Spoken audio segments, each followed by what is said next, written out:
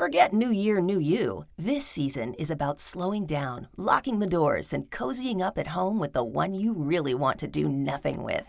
Your dog. After the holiday chaos, those quiet nights with a blanket, a podcast, and your pup feel like the reset you actually need. Ollie helps make those moments easier with fresh protein-packed meals made from real human-grade ingredients, so your dog can enjoy some quality comfort food too. Choose from 5 recipes and get a personalized plan for your dog's needs. Meals arrive perfectly proportioned with a scoop and storage container, so serving is fast and mess-free. And with Ollie's in-app on-demand health screenings, supporting your dog is easy, ensuring more cuddles for many years to come. Visit ollie.com/truecrime and use code TRUECRIME for 60% off your first box. The following 911 call came in at about 7:45 p.m. on Wednesday, September 2nd, 2015. Hi, someone just got shot in the parking lot of the Gable Park 17 in the P1. Okay, sir, I need an address. 1700 Cedar Spring Road. Yes, ma'am. I just left because I heard the last noise and a dog screaming, and then I passed it. I think. Okay, did you see someone that was shot? Yeah, she had a bullet. She had like a little hole, and there was blood coming out of her throat. People, they had a mask on. I think it was a black Jeep Cherokee, and it's off like a 93.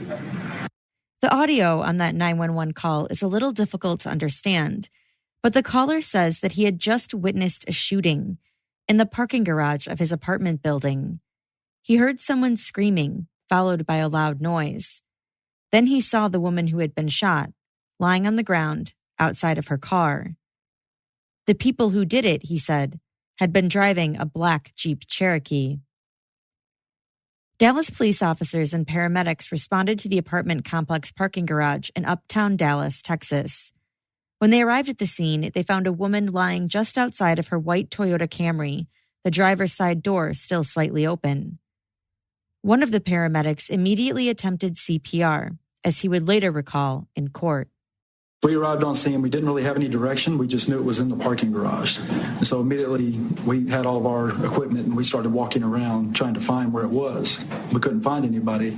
I believe it was an officer on a bicycle who found the victim and brought us over to her. And when we found her, initially, the driver's side door was open, and her upper part of her body, her torso, she was laying on her back, was underneath that door. When we realized that she wasn't breathing, we noticed there was some trauma. We slid her back maybe about a foot just for us to get to her so we could start working. Could you tell at that time that it was a gunshot? We did see a trauma wound here in her chin, but that was all we saw. And we did see some blood on scene. And did you begin to try and treat? We did. For about 30 seconds, like I said, we moved her where we would have access to her. I believe we closed that door, the driver's side door. Partner started compressions. I got an IV access pretty quick. I think maximum time of working was about a minute before we realized there was more blood coming from around the back of her head. What made you realize that? Well, as he was doing compressions, blood was recirculating, and we noticed there was a lot of flow coming from behind the patient. That's when I took my hand, reached back behind, felt the wound in the back as well. And at that time, we did see some matter and some signs incompatible with life, so CPR ceased at that time. The woman had been shot in the head and was already deceased. This is Jillian, and you are listening to Court Junkie, episode 66.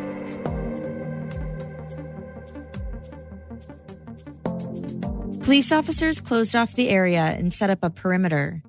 They learned that the deceased woman was 35-year-old Kendra Hatcher, who lived in the attached Gables Park 17 apartment building.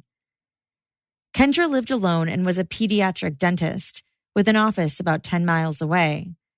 She had apparently just been coming home from work when someone shot and killed her. Kendra's cell phone was on the ground, right near her head, but her purse and wallet seemed to be missing. Still, officers thought it was a strange place for a robbery, inside a closed residential parking garage. They interviewed Hashim Saad, the guy who had made that 911 call. Hashim told them that he lived with his dad in the Gables Park 17 apartments. He and his friend had just gone down the elevator and entered the parking garage when they heard screaming, followed by gunshots. He told the detectives that he saw a black Jeep Cherokee that seemed to have been involved in the shooting leave the garage, which is when he called 911. While the officers worked to get a hold of the garage's surveillance cameras, they got notification from the building's concierge, who told them that Kendra's boyfriend was in the lobby, trying to get into her apartment. When they got up to the lobby, they found a very distraught-looking man named Ricky Paniagua, who had just received the news that Kendra had passed from the concierge. Ricky told the officers that he and Kendra had been dating for the last 4 months and that they were supposed to leave on a trip to Mexico the following day. Ricky had been inside Kendra's apartment, waiting for her to get home from work, when he left to go get something to eat. It was now around 9:30, and he had come back to Kendra's apartment, having a bad feeling that something was wrong when he saw the police presence and hadn't heard back from her. He said he had no idea who would have wanted to hurt her. Officers pulled the surveillance video, and just as Hashem had described, they saw a black Jeep Cherokee entering the garage at 7:17 p.m. and exiting at 7:44 p.m., immediately after the shooting. The Jeep had damage to its front hood and had paper tags. The video was fuzzy, but they could just make out what looked like a female in the driver's seat. They appealed to the public for help and explained that they wanted to talk to whoever was inside that Jeep Cherokee. It's our understanding that last night about 7:45, our victim, Miss Kendra Hatcher, a white female, 35, arrived home at the Gables Park 17 apartments in the 1700 block of Cedar Springs Road. At some time before she arrived, we believe a vehicle of interest entered that same parking garage by piggybacking or following another vehicle in through the gate. And that vehicle parked and waited in a parking space. The vehicle, which is shown on the screen from surveillance video, is described as an older model Jeep Cherokee. It's got faded paint on the hood and a paper buyer tag. When Ms. Hatcher parks her car, an individual gets out of the vehicle of interest, walks in her direction. Witnesses then describe hearing a gunshot. Very quickly thereafter, that individual gets back into the vehicle of interest, and that vehicle then leaves the parking garage. The images from the surveillance video were circulated around the area and beyond. National news picked up the story, and everyone wanted to know who had murdered this well-liked pediatric dentist. People on various online forums scrutinized the photos, some even swearing that they could see a figure in the back seat, too. But one person who saw the photos on the news, Jose Luis Ortiz, was shocked when he saw the damage on the hood of the Jeep Cherokee. He noted that it looked eerily similar to that on his own vehicle. So similar that he was convinced that the Jeep that had been involved in the Uptown murder was his. He called the Dallas Police Department and told them that he was the owner of the Jeep in the photos. But he told them that he hadn't been the one driving it that day. He said he had loaned it out to one of his friends. The friend Jose had loaned his car out to agreed to speak with detectives, but she told them that she hadn't driven the car that day either. She said that she too had loaned out the car to one of her friends, 23-year-old Crystal Cortez.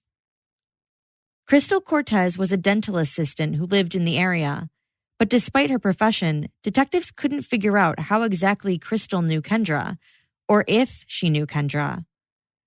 On September 4th, just 2 days after the murder, Crystal voluntarily came into the police station. The lead detective on the case, Detective Eric Barnes, read her Miranda rights, and Crystal said she would voluntarily give a statement. The following is what was recorded in the police report. Crystal admitted to Detective Barnes that she was involved in what happened to Kendra, only it wasn't what police had thought. She said that she, along with who the report calls Person B, and the shooter, who she said was a man named Chris, had all conspired not to murder Kendra, but to rob her. She said Person B paid her $500 to be the getaway driver. She was to pick up Chris, whom she said she had not met before, drive him to the parking garage, and then leave with him after he committed the robbery. But things didn't go as planned. She said after they were parked in the garage, they saw Kendra pull in and park. Chris got out of the car, and a short time later, she heard a gunshot. Chris then came back to the car with 2 purses in his hand and hopped into the back seat. She said they then left the parking garage, and she dropped Chris off at an intersection in Dallas. Crystal said she then met up with Person B, who then took possession of one of the purses. Crystal said the deal was that she and Chris would get paid after Crystal showed Person B Kendra's driver's license as proof that the robbery had been carried out. She told Detective Barnes that she had never met Kendra and had only met Person B the month prior. She gave them a description of what Chris looked like. She said he was a black male with skinny dreads and had a scar on his hand. She said she had no idea that he was going to shoot Kendra. After Crystal gave her statement, she was officially arrested and charged with capital murder. She was held on a $500,000 bond. Her brother spoke to reporters after her arrest and said there was no way she robbed anybody. She was just the driver.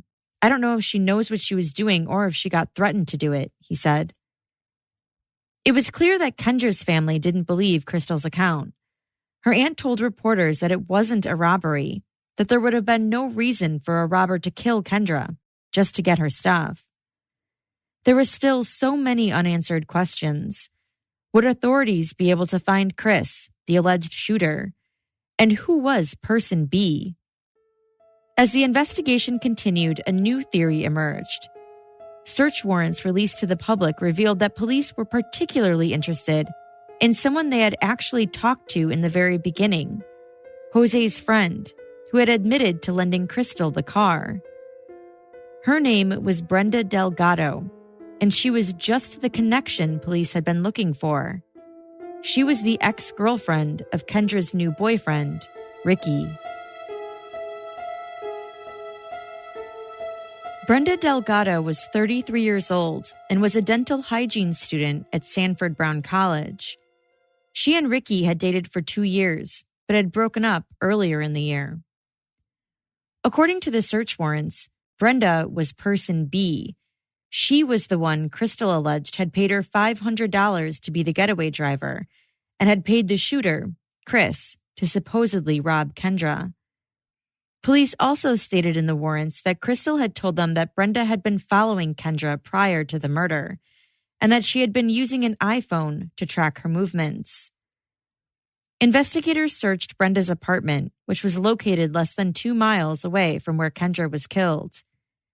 They stated in the warrant that they were looking for firearms, computers, electronic devices, bloody clothing, and items belonging to Kendra. But the only item they seized was a laptop computer. Right around this time, the Dallas Morning News ran a story saying that one of Brenda's friends told them that Brenda was distraught over the fact that Ricky had recently taken Kendra home to San Francisco to meet his family. She was so upset, according to this friend, that Brenda wanted to postpone her upcoming licensing board exam. He also said that among their close group of friends, everyone knew that Brenda was obsessed with Ricky. The Dallas Morning News also spoke to a couple of Kendra's friends who said that Kendra was excited about her relationship with Ricky, but that she never mentioned anything about an ex-girlfriend. They said Kendra had just posted photos from their trip to San Francisco on Facebook a week prior to her murder.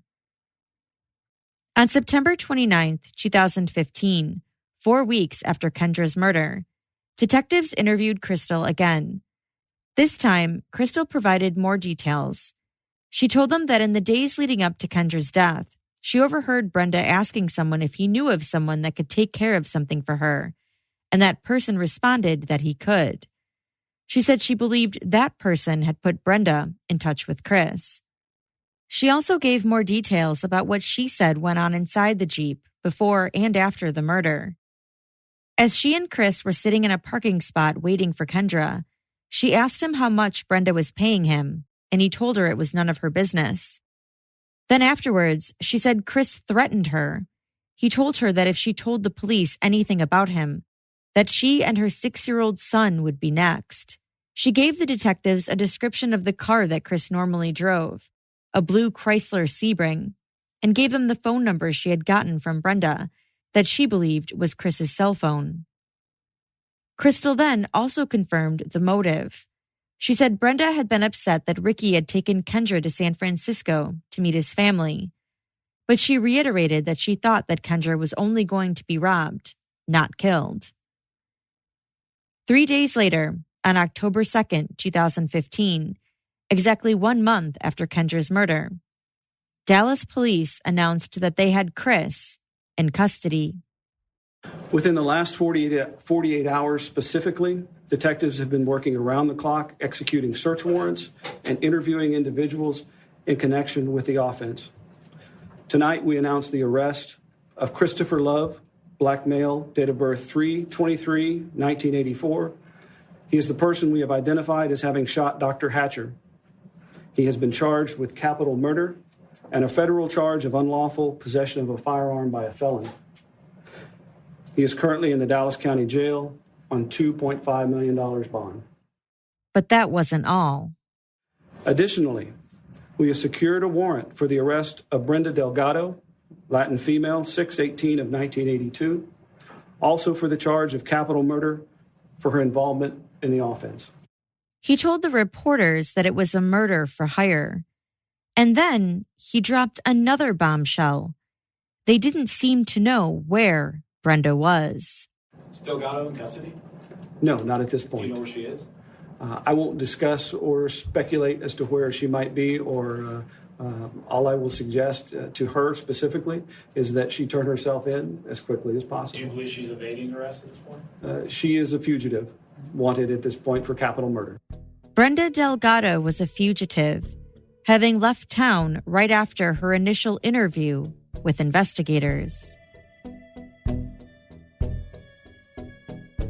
Even though Brenda had skipped town, a grand jury went ahead and indicted her for capital murder. According to the indictment, Brenda had hired Christopher Love to kill Kendra, paying him in money and drugs from a Mexican drug cartel. And if that wasn't enough, in April of 2016, after 6 months of being on the run, the FBI added Brenda to the FBI's 10 Most Wanted list, offering a $100,000 reward for her capture. This made her the 9th woman to ever be added to the list. They noted that she had ties both in Texas and in Mexico, where she was actually a Mexican citizen. By adding her to the list, the FBI said that it underscores the violent and calculative nature of the crime she's accused of committing. A special agent from the FBI's office in Dallas released a statement saying that although she didn't pull the trigger herself, she's still responsible for the murder. Just 2 days later, authorities got their wish. Brenda was apprehended in Mexico. As part of the United States' extradition agreement with Mexico, she would not be facing the death penalty. In October 2016, the extradition was complete, and Brenda was returned to custody in Dallas to face her charges. Brenda's attorney, George Milner, told reporters that Brenda had fled because she knew she would face the death penalty and couldn't afford to hire an attorney. He said she turned herself into the Mexican authorities as soon as her family had raised enough money to help her with her defense. But he maintained that his client was innocent. And one thing in her favor, he said, was the fact that detectives had talked to her for hours after the murder and had still let her walk out the door. Christopher Love, the alleged shooter, was the first to go to trial. And although they couldn't seek the death penalty for Brenda, prosecutors did decide to seek the death penalty for Christopher.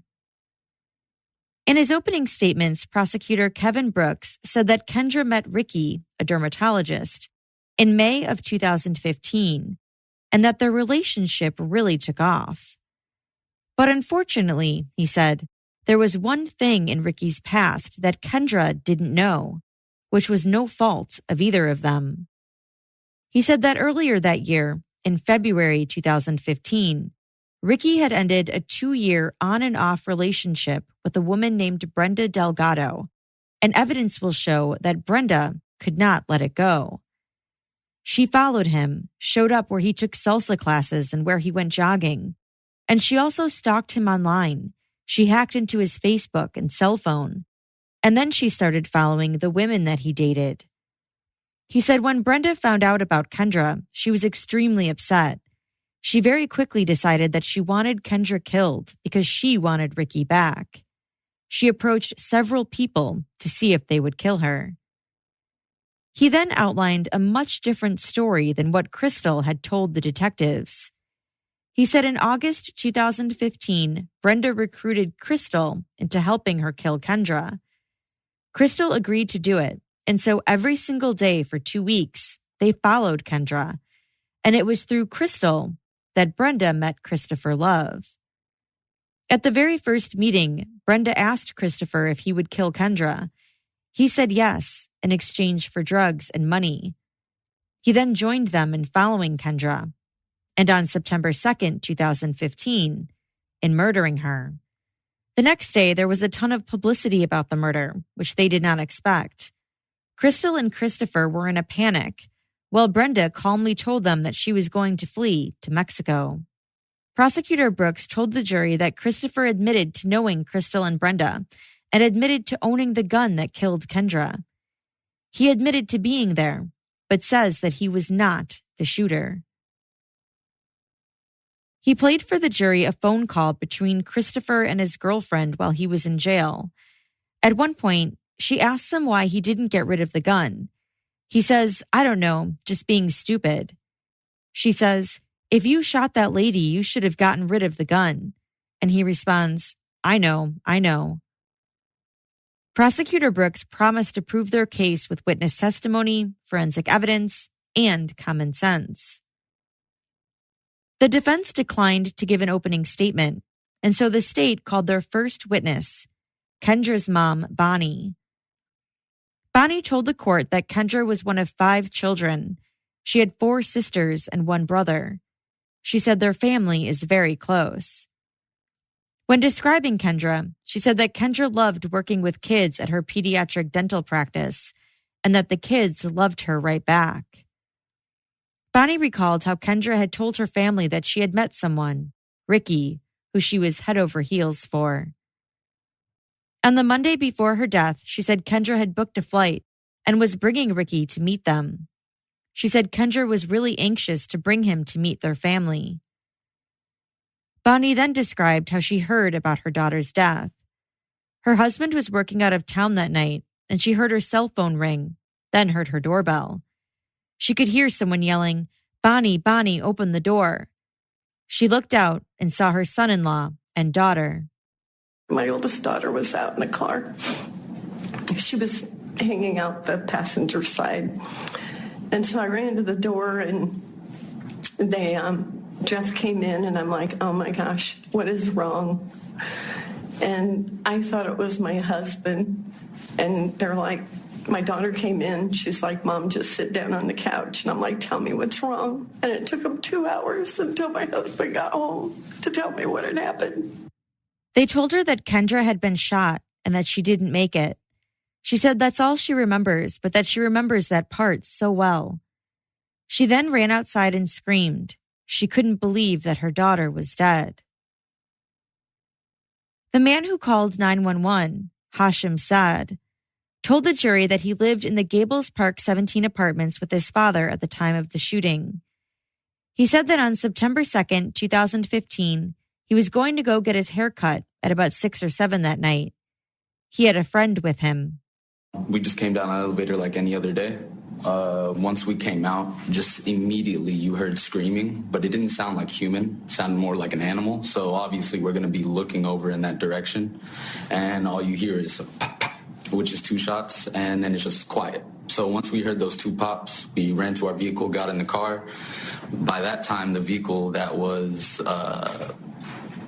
up top of the parking lot, it came down, took a left, and then went back around. By that time, it got behind us. We pulled out, And go ahead, sorry. Let's break that down a little bit. So as you exit the elevator doors, you hear a gunshot. No, we hear screaming. That's the first thing. And when you say it didn't sound like human screaming, what? Like she was out of breath, basically. Like she was that scared to where she couldn't really scream, where she was out of breath, basically. And then the next sounds you hear, did you immediately recognize those to be gunshots? Oh, yeah, immediately. Because it's 2 pops. What else could that be in a parking garage? And what's your response to hearing those gunshots? Straight to the car. Why? There's nowhere else to go. There's just safety. And as you go straight to the car, what do you we got in the car, turned the car on. The car that was up on the first level begins to come down. It takes a left, so it's coming behind me. Go ahead. Stop you there. That car that's coming down, you said it's on the next level. So you're at the bottom level of the parking garage. Yes, sir. And is there a ramp that goes up to the next level? Yes, sir. Is that ramp area, is that where you saw the vehicle you're describing? Yes, sir. What kind of vehicle was that? To be honest with you, I can't recall. But if I were to, it would be maybe a Jeep Cherokee. And what do you see that Jeep Cherokee do?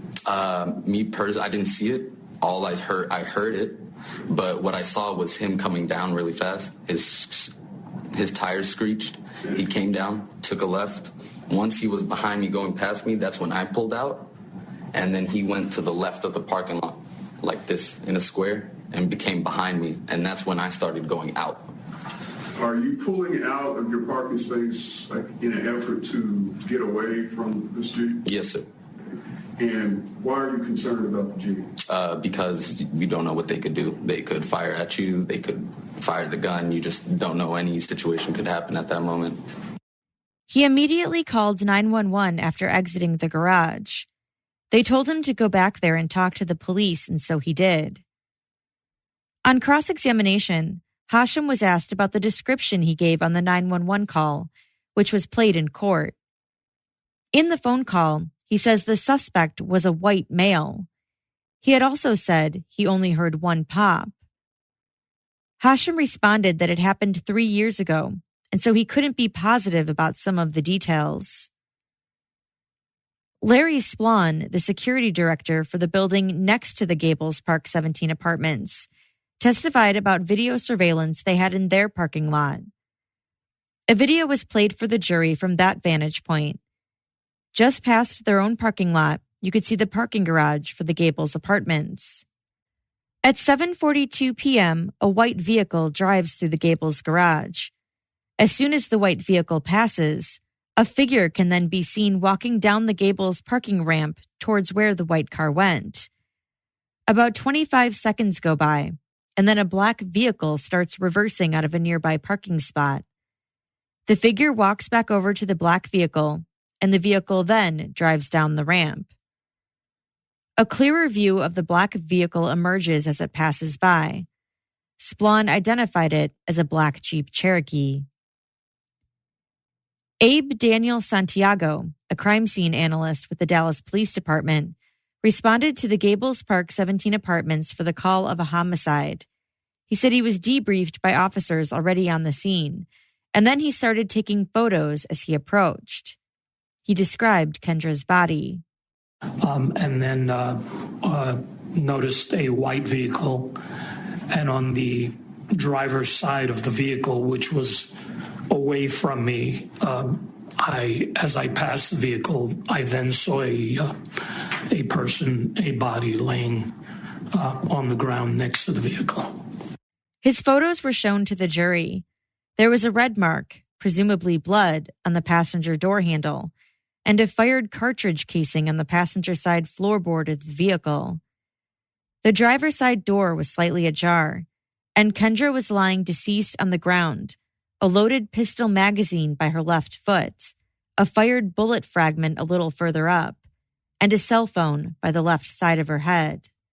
Santiago said they processed the black Jeep Cherokee a little over a week after the murder. They found a receipt in the center console between the driver and passenger seats. The receipt was from Sonic America's Drive-In at 3:53 p.m. on the day of the murder. The purchased items listed were 6 corn dogs and Hi-C punch. Dr. Rosie Singh, also a pediatric dentist, testified that Kendra was one of her best friends. She said she heard from Kendra on the day she died because she had borrowed her waterproof camera a while back, and Kendra now needed it back. She said Kendra was leaving to go on vacation the next day with Ricky, and she wanted to use it while they went scuba diving. Dr. Singh said she wasn't home at the time, but she arranged with her doorman to let Kendra in when she came to get it. When she eventually got home, days later, she noticed something that Kendra had left for her in her apartment. It was a note. Looking at the original, would you read to the jury what that note says? The note says, "Thank you, sister friend. You're the best. Hope you had a great trip home. See you soon this week. Love you, Kendra." She didn't see the note until after she had attended Kendra's funeral. When asked what she knew about their relationship, Dr. Singh said that Kendra and Ricky had a lot in common and really connected. She said Kendra was very, very thrilled about the relationship and that Ricky was the love of her life. Kendra's boyfriend, Ricky Paniagua, took the stand next. It would be the first time the public would hear from him since Kendra was killed. He testified that he's a dermatologist who now lives and works in California. He was asked by the prosecutor how he knows Brenda Delgado. He said they dated from the fall of 2012 to the summer of 2014. They ended the relationship then, but then started dating again from November 2014 through February 2015. He was then asked if he knows Brenda's mom, to which he said yes. He said Brenda's mom had started a housekeeping business, and so she cleaned his house for him. After he and Brenda stopped dating, she continued to be his housekeeper for a few months. He was asked if Brenda's mom had access to his apartment, and he said yes, even when he wasn't home. In fact, he said he typically wouldn't be home when she was there. After their relationship ended, he said he and Brenda remained platonic friends and would text each other. He then described a few instances where he ran into her out in public after their relationship had ended. Were there also times where you would find yourself someplace and all of a sudden there's Brenda at the same place? Yes, that did happen on occasion. That happened reasonably often I would go running at the Katy Trail, and sometimes while I was running in one direction, she would be running in the opposite direction. Another time when I was at a restaurant in the Dallas area with a female companion, and she also kind of presented herself to the same location. Those were kind of off the top of my head right now. And at the time, did you think anything untoward was taking place, or these were just mere coincidences? I just thought of it as coincidence. He testified that he met Kendra in May 2015 through an online dating site. Their first date was on May 24th to a restaurant called the Cozy Kitchen. He said things progressed quite rapidly and they became exclusive from the end of May until the day she died. He told the jury that he and Kendra went on several trips together, including 3 to California. One for his 20-year reunion, another one for work, and a third for his cousin's wedding. During that time frame, he and Brenda remained friends and would still text each other. He said Brenda even helped him find someone to fix his truck. He told the court that she presented herself as just wanting to be friends. Kendra died on a Wednesday, and that following Thursday, the two of them were supposed to go to Cancun together for about 4 days. On the day she died, he said he and Kendra both worked. She typically worked a little later on Wednesdays, until about 7 p.m. After he was done with his work, he went to his apartment, got some of his items, and then took an Uber to Kendra's apartment around 5 p.m. Around 6 p.m., he went running for about an hour. He then went back to Kendra's, showered, and got ready. He said Kendra sent him a text message letting him know that she was on her way home, a little before 7 p.m. Then, about 20 minutes later, she sent another text that said she was going to go to her friend Rosie's apartment to pick up the underwater camera. They continued to text, Then, a little after 7:30, she said she was on her way again. Another 20 minutes went by and he hadn't heard from her, so he texted her, asking if she had eaten anything yet and seeing what she wanted to do for dinner. He didn't hear back from her. At that point, he said he noticed that the text message he was sending her didn't go through. He said that would often happen if she was on the phone, so he assumed that she was just talking to someone. After he didn't hear back from her, he texted her around 8 p.m. that he was going to go out and get some food. When he left, he said he noticed police vehicles blocking the entrance to the building's parking garage. He text messaged Kendra to let her know that there was a lot of commotion going on in front of her parking garage and that she wouldn't be able to get in that way. He got his food and then went back to his apartment while he waited for her. A little after 9:30, he headed back to Kendra's. When I came back to Kendra's apartment, it was kind of how I typically do it, just kind of enter through the double doors of her complex and get buzzed into the front desk by the concierge. And then they would, typically they would be, they would bring me to the elevator area to bring me upstairs. And what was different this time? So this time, I asked if I could I was brought to the front desk and I was asked if I can get buzzed up to Kendra's apartment. And then the concierge, John, he held up his hand and he said, "Hold on." And that's the moment when everything just kind of started coming together as far as, the police vehicles not being able to get a hold of her. I mean, now I'm thinking worst case scenarios, and I'm just repeating myself. Where's Kendra? Where's Kendra? I need to see her. Please, buzz me up to her apartment. I was texting her. I said, they're not letting me up to your apartment. Please let me in. And then that's when they brought me to the back area of the concierge front desk, and a team of investigators and police officers were there, and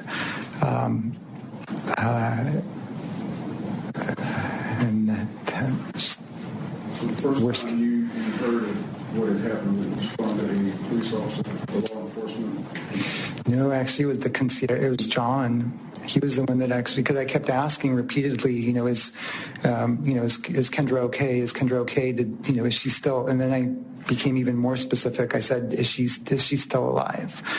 And John said, no, I'm sorry, Kendra passed.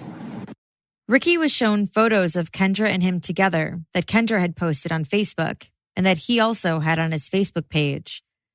The prosecutor asked if he knew of any reason why those photos would be on a phone belonging to Brenda Delgado, and he said no. Before he started dating Kendra, he said he dated a registered nurse named Merlandi. They dated for about 2 months, from March to May 2015. They took a trip to Denver, Colorado for his birthday weekend in April. The prosecutor showed him screenshots of a text message conversation that appeared to be between him and Merlandi, presumably from his phone.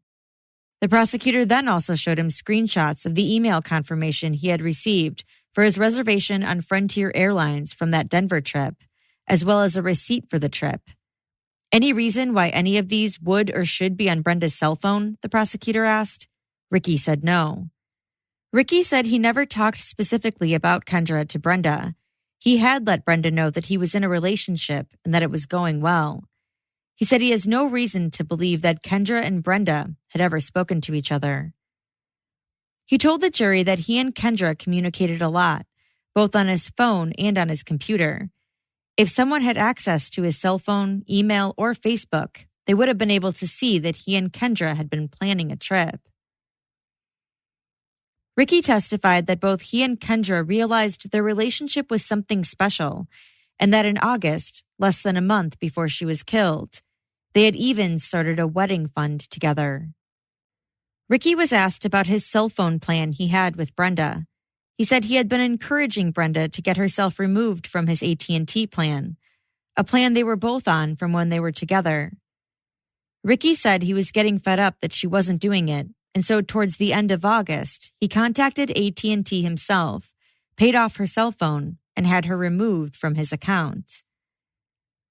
Ricky said he had plans to relocate to San Francisco later that October, and that he and Kendra had discussed her going with him.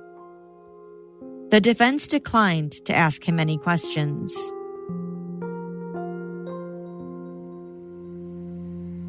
Moses Martinez, one of Brenda Delgado's cousins, testified next. He recalled how at one point, Brenda talked to him about how she and her boyfriend had broken up and how she wanted to get back at him and wanted to hurt him.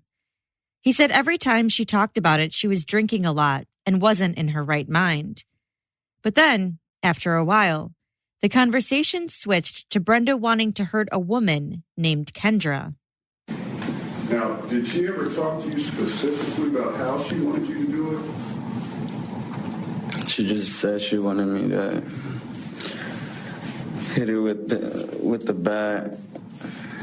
And that's when I told her I didn't want to do that. Like, it's not worth hurting someone innocent. And I told my uncles, and that's when we stopped talking because they didn't believe me. Did you also tell your mom? I told my mom, and my mom tried to talk to them. But nobody, would expect that. So they didn't believe me because they saw her as an innocent woman that would never do nothing. So after 5 months passed, nothing happened. And then when it did happen, then that's when they started believing me. And it's a little late then, wasn't it? Yeah. The prosecutor held up a bat that had been found in Brenda's car. Moses said Brenda had told him that she had bought it. He said Brenda offered him money and a car to do it, but that he said no. He said she's a part of his family and he's uncomfortable talking about it, but what she did was wrong. There were no questions from the defense. Jennifer Escobar, who also goes by the name of Jennifer Calderon, said she knew Brenda Delgado for years, but that they had been hanging out a lot in August of 2015.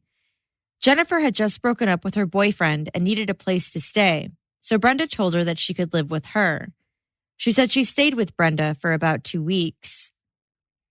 Jennifer testified that Brenda talked to her about Ricky all the time. She said Brenda was obsessed with him. In fact, she said Brenda was so obsessed that there were times Jennifer didn't want to come back to the apartment because she didn't want to hear about it. She said Brenda was really controlling and was possessive over Ricky. She told the court that Brenda talked to her about giving her $2,000 plus a car if she helped her with something. She had several plans.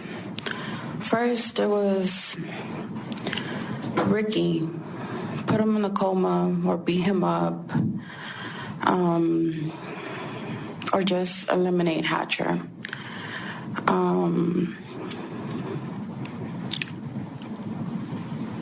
Did she describe to you how she wanted either of those things to happen? For Ricky, she had bought a bat, some type of needle. I don't know what it could take. Basically, for him to put him in sleep.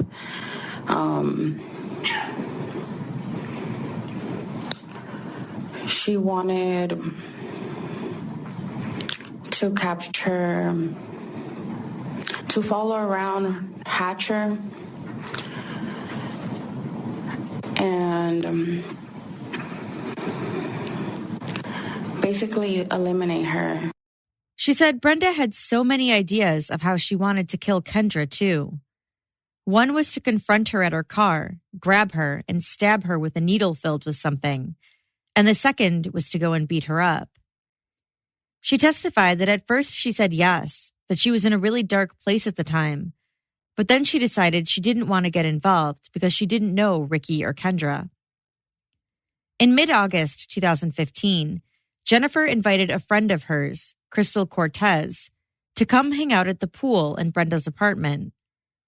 That was the first time Brenda and Crystal met. Jennifer said she moved out of the apartment around the 20th of August. She didn't know that Brenda and Crystal had kept in touch until after the murder happened and a family member sent her a news article about it. Roberto Menendez testified that he used to work at a car dealership. He said that in February of 2015, Brenda came into the car dealership with her friend Jennifer, who bought a Nissan Altima. And a month after that, he sold a white Lexus to Brenda. He and Brenda kept in touch, and by April 2015, they were talking and hanging out about every other week. Their relationship never progressed past that, but he said there was a woman that Brenda was constantly talking about, a woman named Kendra Hatcher. One time, he and Brenda went out drinking, and he ended up going with her to Kendra's apartment.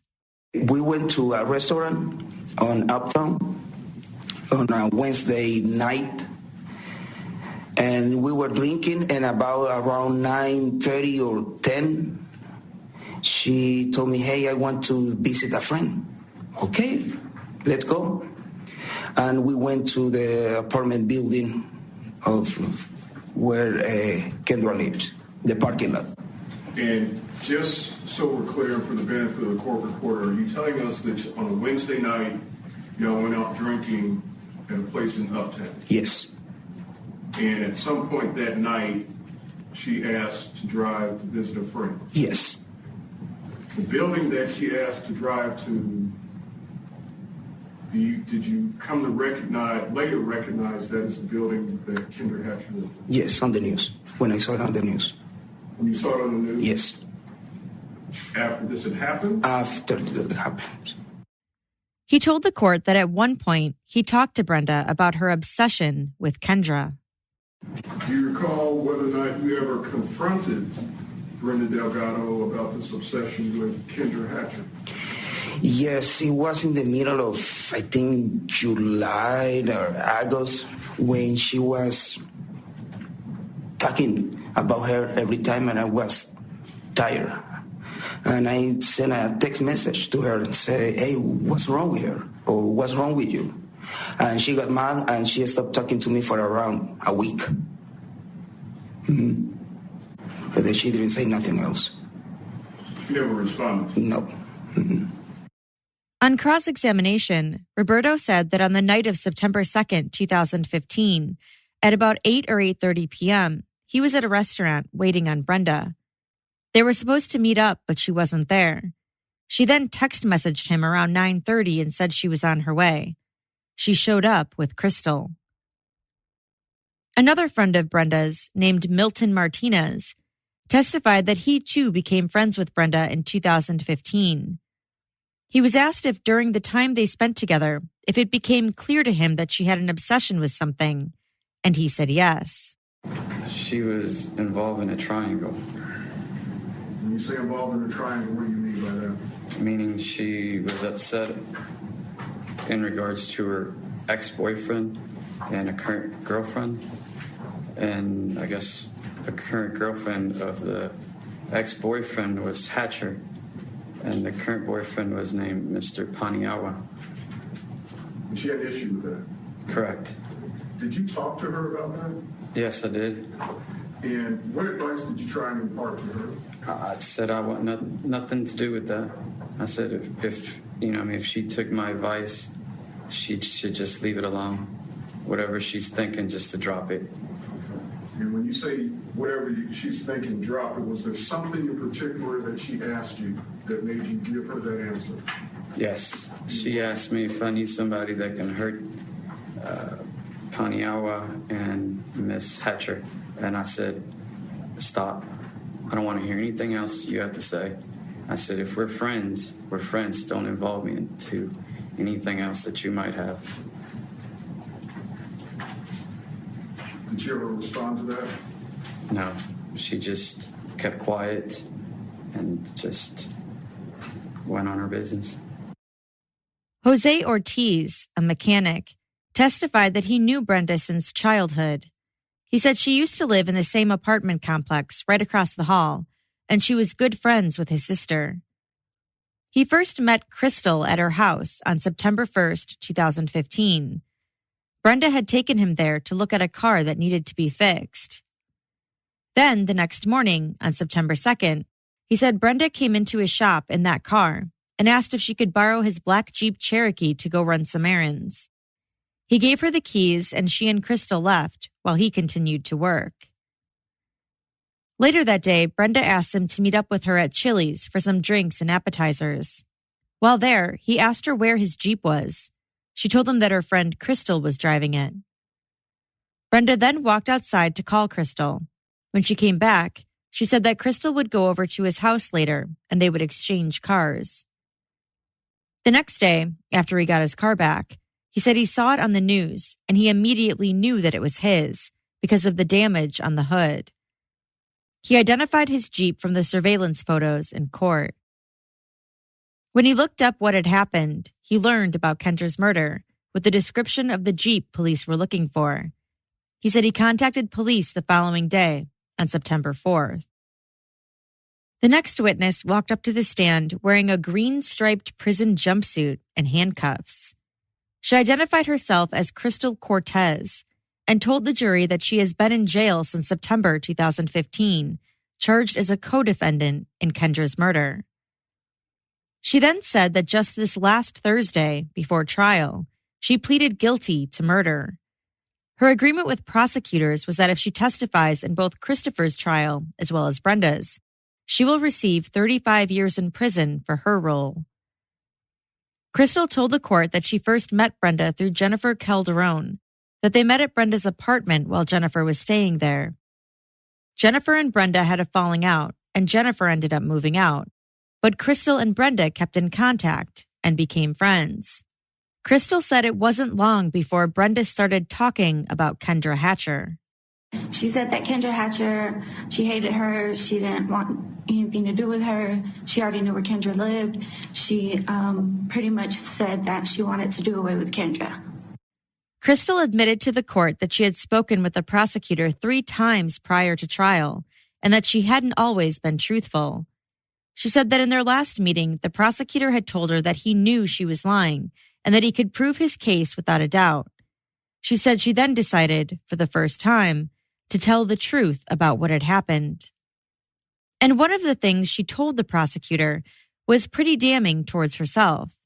She admitted that she had taken part in the planning of Kendra's murder. Probably 2 weeks after I met Brenda, we started planning this murder. We would follow Miss Kendra. We would stake out her apartment.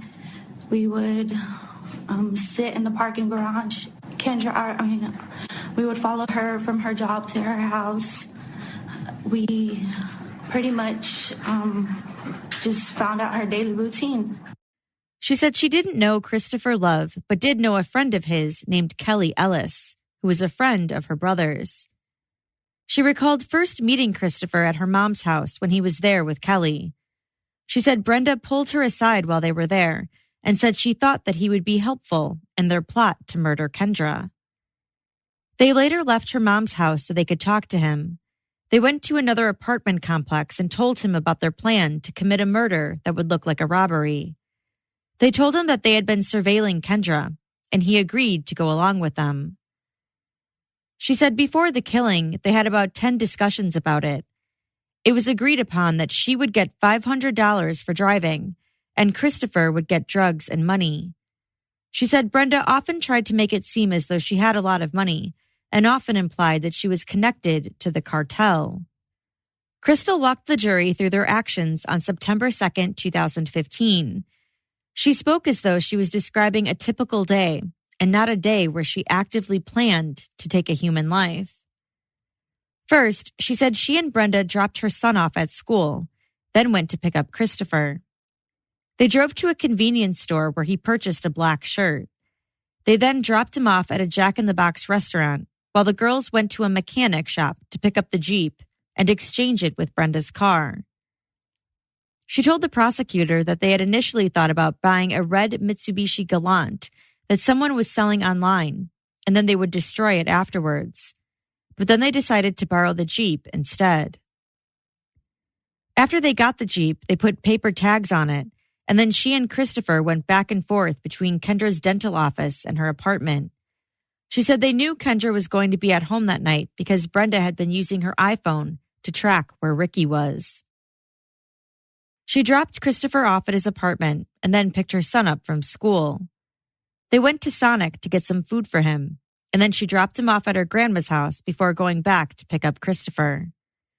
She said they were communicating with Brenda via cell phone throughout the day. They drove to Kendra's parking garage and waited outside for a car to go in, and then followed that car inside to an empty parking spot. She said they had done that before, about 12 to 15 times, so they knew what they were doing and where Kendra usually parked. She was driving while Christopher was in the back seat, lying down because he didn't want anyone to know he was there. She said they never suspected that there would be cameras in the garage. They sat there for about 30 minutes to an hour.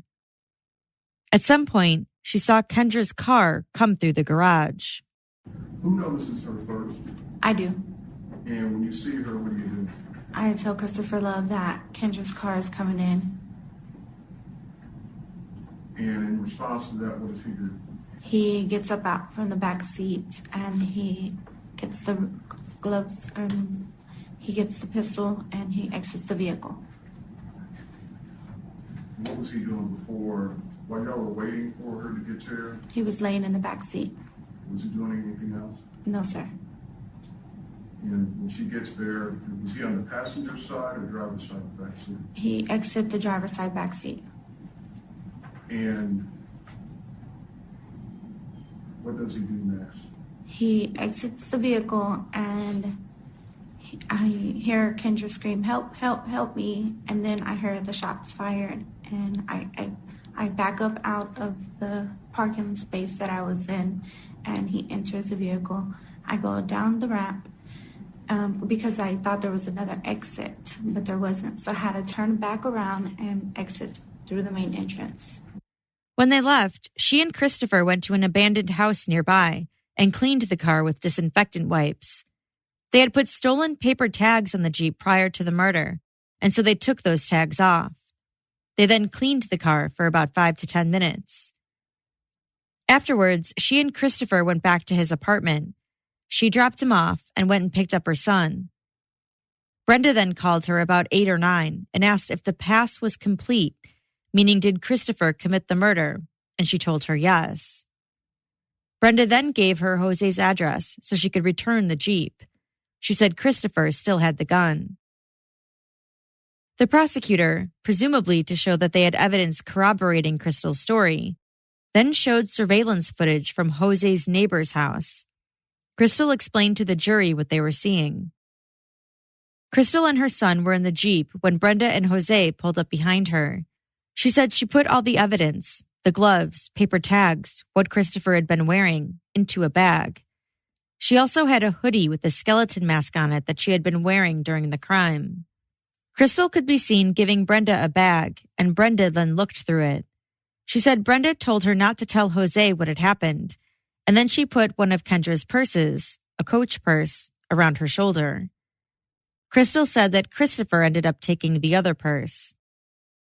When they left Jose's, Crystal and Brenda went to Crystal's grandmother's house back in Dallas and burned Kendra's belongings, along with the paper tags and Christopher's clothes, in the backyard. The prosecutor then showed Crystal 2 photos. In the first one, Crystal and Brenda are sitting in Brenda's Lexus. Crystal is smiling into the camera, and Brenda is in the driver's seat behind her. The photo was taken after the murder. In the second photo, it's the same setting, but the photo itself is a close-up of a stack of money in Crystal's hand. Crystal was holding it up in the shape of a heart. She told the court that that was the money Brenda had given her for driving the getaway car. The next day, Brenda told her about all of the news coverage. She said they didn't think that it was going to be so big. She said they were getting worried. Brenda told her that she was going to flee to Mexico, but she didn't have a plan. They went to Christopher's apartment to give him his money, and he was worried too. That's the last time she saw Brenda. According to Crystal, she, Brenda, Christopher, and Christopher's friend, Kelly Ellis, planned the murder, and they did the majority of the planning at Christopher's apartment. She said they came up with several plans. Tell the jury, what were the several plans? One of the plans were to inject her with the needle Another plan was to shoot her directly, and another plan was to kidnap her. And did Mr. Love have a plan that he preferred? He pretty much said that it would be easier just to kill her with the gun. They considered doing it at Kendra's dental office, and she described sitting at the Salvation Army across the street, watching her. One time it was her, Brenda, Christopher, and Kelly. Another time it was just her and Christopher. And another time it was just her and Brenda. On September 1st, the day before the murder, they did a practice run. At this point, she said it had been decided that Kelly would no longer be a part of it.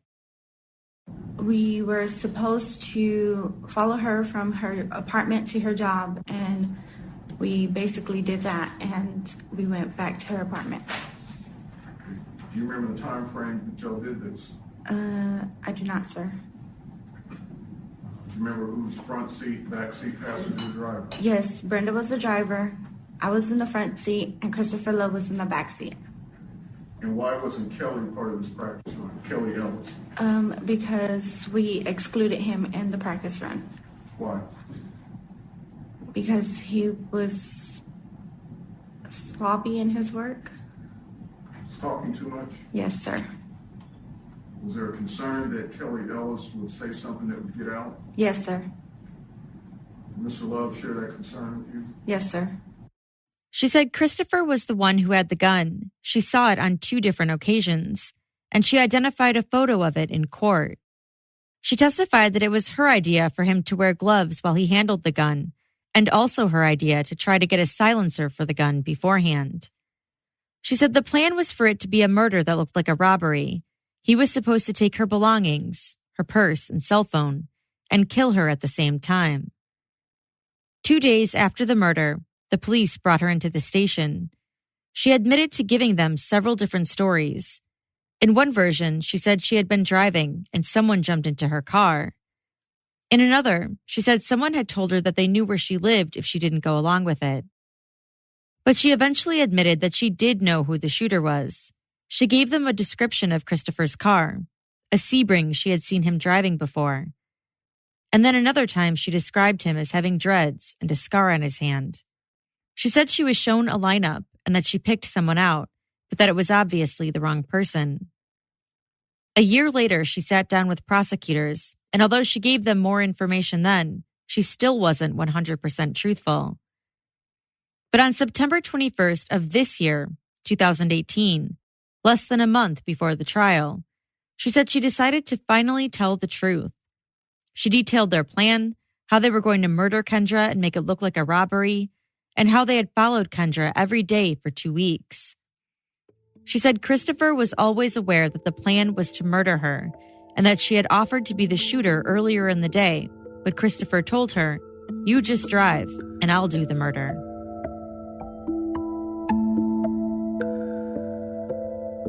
On cross-examination, Crystal admitted that she never told the same story twice to anyone and that she had given about 40 to 50 hours worth of statements to the police. Crystal said at first she had tried to hide her involvement, but that after her mother died last November, she said she decided to tell the truth.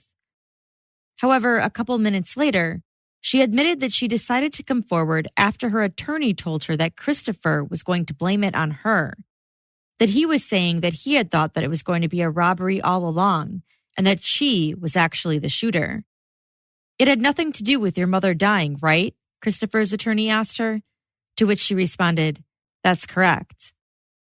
She also admitted to having told the police that Kelly Ellis was the shooter, which she now says was a lie. She agreed that she told police at least 1,000 times, "I swear to God, I'm not lying to you," and that she was taking the same oath today. Your oath doesn't mean anything. All the only thing that means anything to you is saving Crystal Cortez. No, sir. Well, what means something to you, ma'am? It does mean that there will be justice for Kendra Hatcher. Oh, so all of a sudden now you're worried about justice for Kendra Hatcher. Yes, sir. When did you start worrying about that? When I knew it was the right thing to do. And when was that? After I testified. After you testified. Well, Yes. you understand you haven't finished testifying yet. Correct. Okay, but you've already signed up all your paperwork for your deal. Yes, sir. And there's no question about this, that you and Brenda Delgado were the two people behind this entire plan. Is that Yes, right? and Christopher Love, too. I'm sorry? Christopher Love was involved in the planning as well. Well, from the way it's been described here in this courtroom, you ought to run through a cast of characters trying to find someone to do your dirty work. Is that right? No. Well, you weren't familiar with the other people that was claiming that Brenda was trying to get them to do something? I'm sorry, rephrase your question? Are you familiar with the other cast of characters that are claiming that Brenda tried to get them to do something? Yes, sir. Okay, so again, Christopher Love is a footnote in this case, besides you claim now that he was the pawn that y'all used to commit this offense. He agreed. Okay. According to you. Crystal also admitted that you can't see who the shooter is on the surveillance video. Detective Seth Rosenberg testified about searching Brenda's white Lexus. He said there was a shirt on the floorboard in the back and black and blue latex gloves in the back seat, along with a white tank top. On the passenger side front seat were a set of keys belonging to Crystal, and in the trunk were a pair of binoculars and a baseball bat. Cell phone records also played a big part in the state's case. Michael Freeman testified that he analyzed the call detail records from cell phone extractions from the suspects' phones. They didn't find many text messages because he explained that extractions don't show them what had been deleted. But on September 4th, 2015, 2 days after the murder, Christopher Love text messaged Crystal and asked, "What's up with the Kush?" Freeman was able to look at the web history on Christopher's phone, which showed that Christopher was definitely keeping up with the investigation.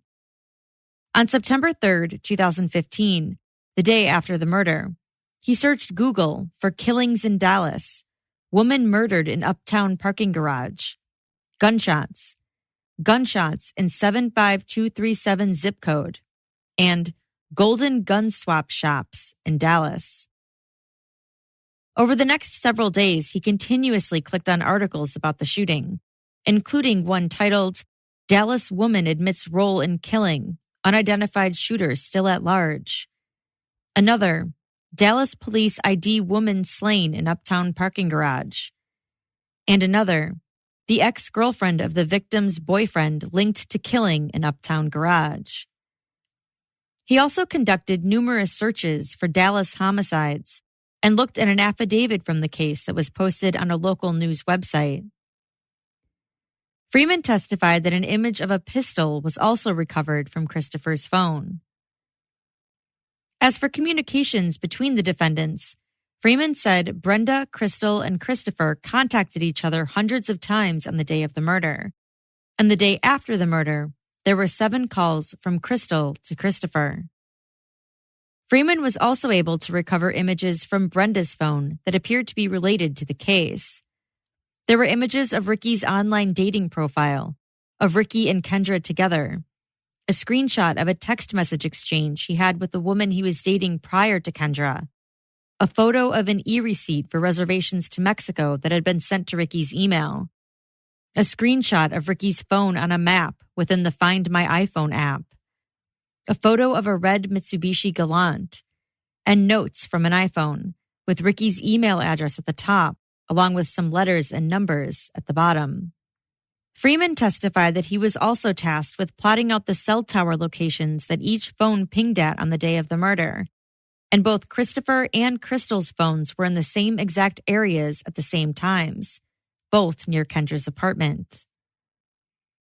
James Thompson, a now retired detective with the Dallas Police Department, testified that he became involved in the case after Brenda fled the country. He said it was rare that something of this stature would take place in that part of town. He said they found Christopher Love after seeing his number appear on both Crystal's and Brenda's phone records. They got a search warrant and pinged his number to find his location. On October 1st, 2015, they went to the area of the phone, which had pinged at an apartment complex in South Dallas. They were accompanied by 3 FBI agents. They surrounded the area, located Christopher's vehicle, and then decided to sit and stake it out. About 30 minutes went by and a man matching the description given to police by Crystal got into the car and started driving. The agents kept eyes on him and noticed that the ping of the cell phone was moving along with the car. They decided to approach the vehicle. There were 2 males, one being Christopher Love, and 1 female inside. They were all brought into the station for questioning. Detective Scott Sayers testified that a canine dog named Titan was brought in to search Christopher Love's vehicle after he was taken into custody. Titan immediately hit on the center console, up by the windshield, and when they tried it a second time, he went to the exact same spot. Detective Sayers said he noticed that the plastic casing on the glove box looked loose, and so he ripped it off.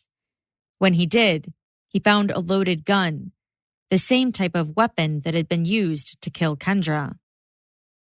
And in fact, a firearms expert then testified that the gun found in Christopher's car matched the fired cartridge casing that had been found in Kendra's car. The lead detective in the case, Detective Eric Barnes, testified about how he first contacted Brenda after Jose had told them that he had loaned her his Jeep. He said he sent some detectives to pick her up and bring her in. She had been studying at a friend's house in nearby Irving at the time. He told the jury that she seemed very prepared for the interview. Brenda seemed very prepared for the interview. Her story never shifted. She even presented me with the receipt when I questioned her about her whereabouts during the time of the offense. She presented me with the receipt from Chili's in pristine condition, no wrinkles, no flaws, and just almost prepared for me to ask for that. Let me stop you there. Did that seem to you a little bit rehearsed? It did. Most people, I didn't know that I was going to speak to her that day, but she was prepared to talk to me. Brenda adamantly denied driving the Jeep, instead telling them that her friend Crystal Cortez had been driving it. He said Brenda gave them Crystal's phone number, and so they brought Crystal in next. Crystal seemed overly eager and prepared to talk to them too, but her story fell apart quickly.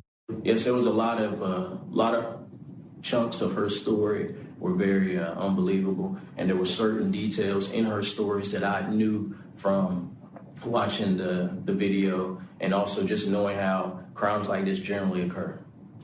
When you say watching the video, are you referring to the video from the parking garage that shows that Jeep coming into the garage, parking, then backing up, exiting the wrong way, and coming back out the way it came? That's correct. And the chunks of her story that were falling apart, were those chunks not matching up with what we see on that video? Yes, sir. Now, each time she changed her story, would she add something to it? Yes, she did. Each time she added something to it, did it really, pretty much for the most part, help corroborate her involvement in the offense? Yes. At some point, does she ultimately own up to at least being part of this offense? Yes, she did. Does she ever fully give you the entire story? No, she doesn't. Does she give you enough to warrant her being arrested for capital murder? Yes. Over the next several days, detectives continued to talk to her. She provided them with a description of Christopher Love, but initially said his name was Lamar. It took a couple interviews to get her to admit his real name. After they found the gun in Christopher's car, they interrogated him in an interview that lasted about 20 hours. During that time, Detective Barnes said he tried to build a rapport with him, that Christopher was allowed to use the bathroom, make phone calls, and smoke cigarettes, and that they provided him with really good barbecue food, a blanket, water, and coffee. This was on October 2nd, 2015, at about 1:50 in the morning. The interrogation video was shown in court. In the video, Christopher was told that his name had come up in a murder investigation that had occurred in Uptown. A dentist named Kendra Hatcher had been killed. Christopher said, "I know I ain't murdered nobody, especially not a white dentist." He was asked if he knew of 2 females named Crystal Cortez and Brenda Delgado, and he said no. Detective Barnes showed him photos of the 2 ladies, and he still denied knowing them. Instead, he gave them a description of a crystal that he did know, which was not the description of Crystal Cortez. A few hours into the interrogation, Detective Barnes allowed Christopher to use his cell phone. He told Detective Barnes that he wanted to go and see his little girl play basketball, and that he cares more about that than a fucking murder investigation. Christopher said he has 3 kids and that he swears on their lives that he wasn't involved in the murder. He also said he didn't own any guns. But a few more hours into the interrogation, Detective Barnes got notification that the firearm found in Christopher's car was a match to the shell casing found at the murder scene.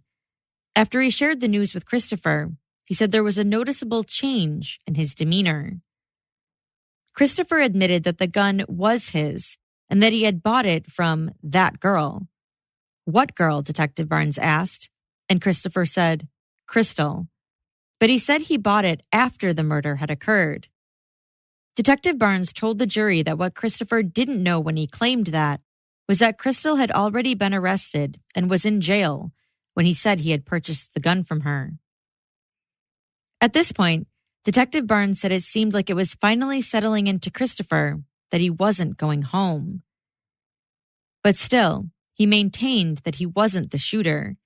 He said he tried to take Kendra's purse, but that she fought back, and so he went back to the Jeep.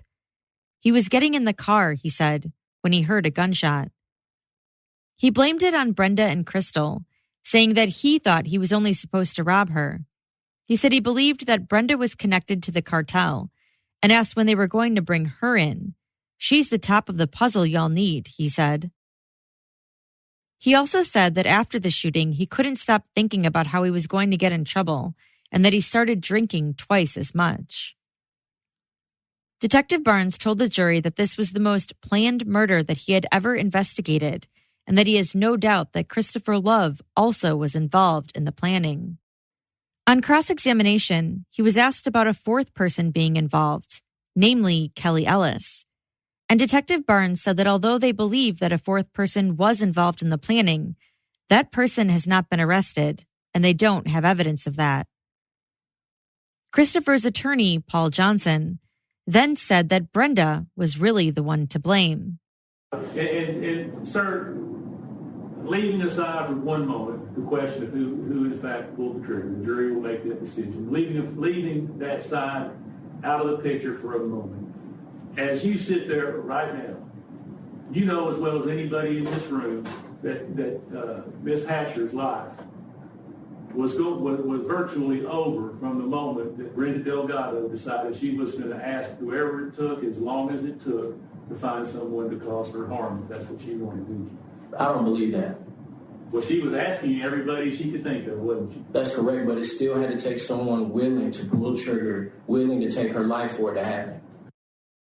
The final witness for the state was the medical examiner, who testified that Kendra was shot once to the back of the head. The exit wound went through her chin, indicating that the shooter was behind her and standing, shooting down. She said the gunshot severed Kendra's spinal cord and that she likely died within minutes. After that testimony, the prosecution rested. The defense decided not to call any witnesses, and they rested too. In their closing arguments, prosecutor Laquita Long said that Christopher met Brenda and Crystal and agreed to kill someone he didn't know on that very same day. She said the final account that Crystal told them is backed by other evidence, and that Christopher's story that he was just going to rob her made no sense. Do you really need to follow someone every day to snatch a purse? She asked. She called his story ridiculous and asked the jury to find him guilty of capital murder. In his closing arguments, Christopher's attorney, Paul Johnson, pointed out that the defense doesn't have to prove anything. The state has to prove Christopher's guilt. And there are too many unanswered questions, he said, for a capital murder case. He said the state's case rests solely on Crystal's testimony, that by law, the jury has to believe that what she said is true, and she's just not credible. He also pointed out that the state presented testimony for a day and a half before Christopher's name was even brought up. They failed to prove that he was the shooter, and so he should be found not guilty. The jury deliberated for 2 hours and 20 minutes. They could either convict him of capital murder, convict him of robbery, or completely acquit him. They found him guilty of capital murder.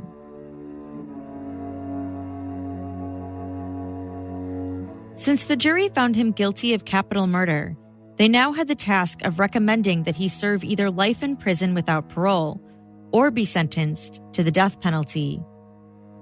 At his sentencing hearing, also known as the penalty phase, the prosecution first introduced Christopher's prior criminal record, which included multiple armed robberies. The goal of this was to show that even apart from Kendra's murder, he was still a threat to society. A police officer from Tennessee, where Christopher used to live, testified about pulling him over years prior to Kendra's murder and finding a gun hidden in the carpeting of his car. And prosecutors played more tape from his recorded interrogation, where he talked about how he sells weed and lies about owning a gun. The jury was then shown photos of Christopher's tattoos. One read, "Life or Death," with dollar signs around it, and another was an image of an AK-47 with the words, "One Man Army." Text messages he sent were then displayed on the screen. In one of them, Christopher said he has never felt guilty for anything in his life, except for when he stole money from his mom when he was 11 years old. The state then presented witnesses who testified about who Kendra was. Her sister described her as a giving, driven, intelligent woman who strived for excellence in everything she did. And a friend of hers described how her death has affected so many people. For their part, the defense called several jailers to the stand, who said that Christopher was a peaceful inmate and a model prisoner while at the Dallas County Jail. And they called several family members: his mom, his dad, his brother, and sister. His mom testified that Christopher was a good student until the 5th grade, when she and his father split up. She said they separated about 20 to 30 times as he was growing up, and they split the kids. Christopher would always stay with his dad. During his sister's testimony, Christopher appeared to show a reaction for the first time since the trial began. He stood up abruptly, tripped over his ankle shackles, and tried to leave the courtroom. He was brought back inside and then he cried, while his sister, holding a rosary on the stand, testified that her children loved their uncle and said that he was their first word.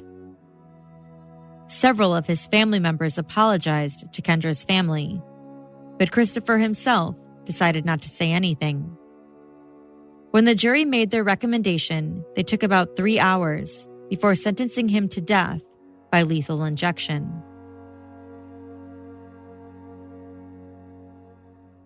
Brenda Delgado is still awaiting trial for her role in Kendra's murder.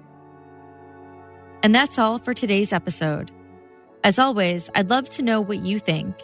Do you think there was enough evidence to convict Christopher Love? And if yes, would you have recommended the death penalty?